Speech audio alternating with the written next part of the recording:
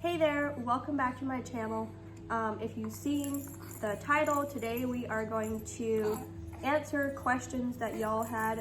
I asked what questions you have over on my Facebook and Instagram page, and you gave us a lot of questions. We have over 30 questions to answer, so hopefully I'll see once if I can get this all in one video, or we might do a part 1 and a part 2, because I don't want to make it too long.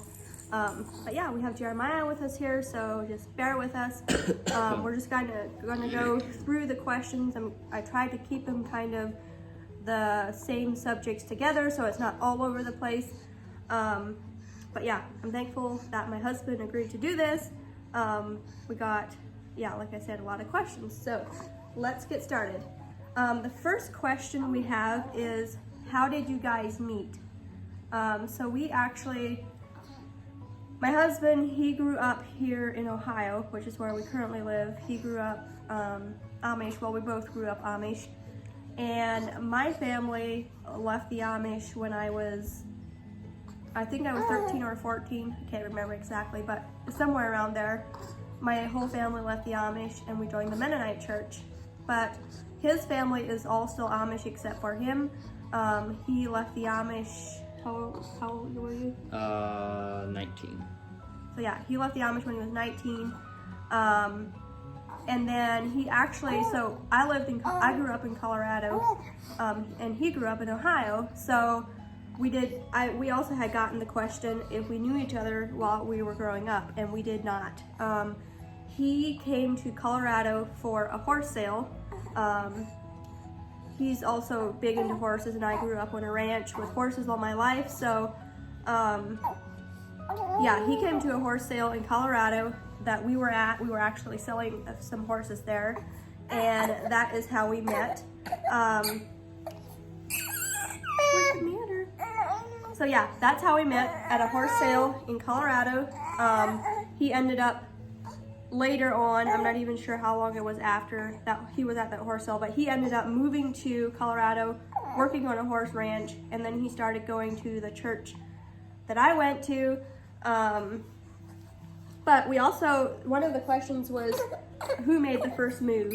I think that was you. Yeah, probably. After we had met at the horse sale, we became friends on Facebook, and he messaged me first, I think.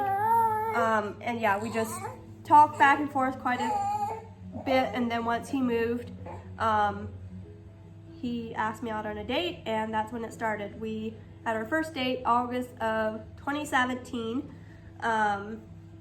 and we dated, we started August 2017, and then we got engaged, was it June? June the next, yeah. Yeah, June of 2018. So we were dating like 10 months, something like that, before we got engaged. And then we were engaged from June and then we got married that September. So just like 3 months that we were engaged. So it was a little over a year from when we started dating until we got married. Let me see. Another question we got is, did either of you date others before each other, and how did you and how did each know you were the ones? No, we did not date others before we started dating each other. We maybe had liked some other people that we would have talked to like through Facebook or something like that, but we never actually dated anybody else before we started dating each other. And as far as how did you know each other were the one, I guess for me, I loved that we kind of had, like, he had the same interests as I did as far as horses and things like that, and I just felt like, well, you always hear, like, they say you just know once, like, you just know when it's the one, and that's kind of how it was for me. Yeah, I don't know if you would say that. Yeah, I mean, yeah, having things in common, and that was definitely a big thing. Okay, the next question we have is, how many kids do you want?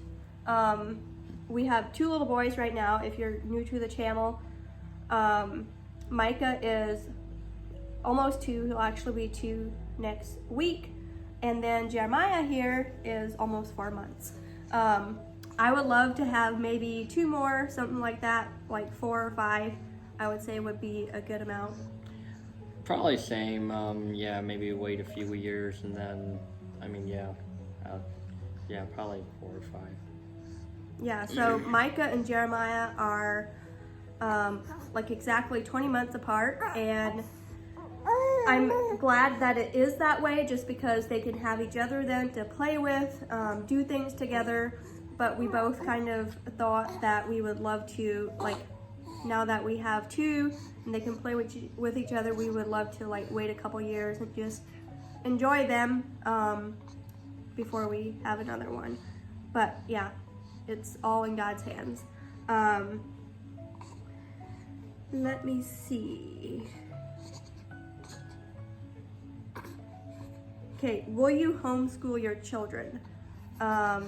I would love to. I was a teacher. I taught school for 3 years.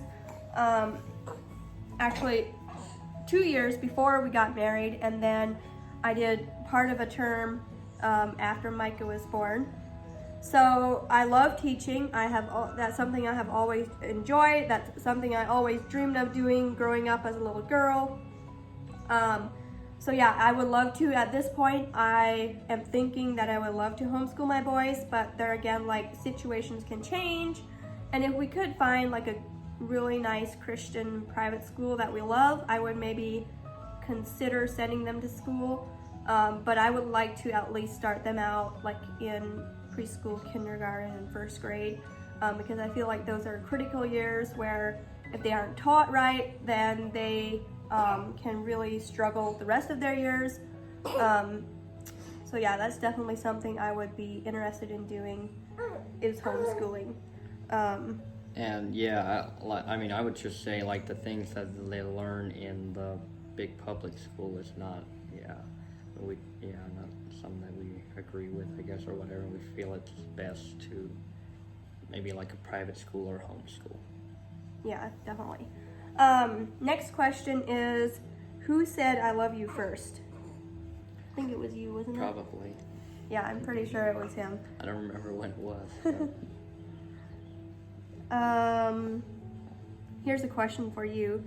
Why did he leave the Amish and where did he go? I guess, when I left home, I moved out to Colorado, and I still have a lot of respect for the Amish and stuff, but there's just some things that I guess more freedom and I haven't looked back, I guess, and I really enjoy the way we live life now as Mennonites, and how they worship God and stuff, and yeah. Yeah, if you're not familiar with the Amish Mennonite culture or community, the Amish are a lot more conservative than the Mennonites, so that's like the biggest difference between the Amish and the Mennonite. They would both be Anabaptists, and like the Amish drive horse and buggy for their transportation, where the Mennonites would drive vehicles. The Amish would dress a little plainer than the Mennonites, so it's just a few small things like that makes, like, puts the Amish and the Mennonites apart. But for the most part, as far as like believing in God and believing the same things, it's pretty much the same. The Mennonites would be more open to talking about God to each other than the Amish. It's just something, like, I guess the Amish just don't talk about a lot. Which is something that I really appreciate about the Mennonites, is they're more open about talking to God, and yeah. Does he feel pulled now to return to that lifestyle?